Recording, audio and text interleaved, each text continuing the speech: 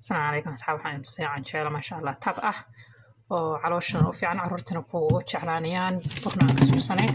waxaan ka suubinayaa waa boorashkaas waxaan ku daray qorfe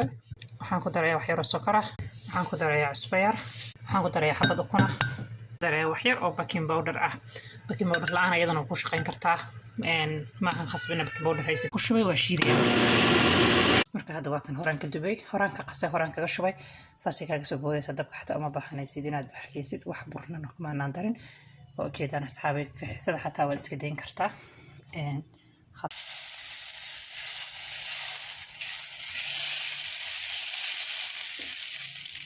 saasay kugu dimaysaa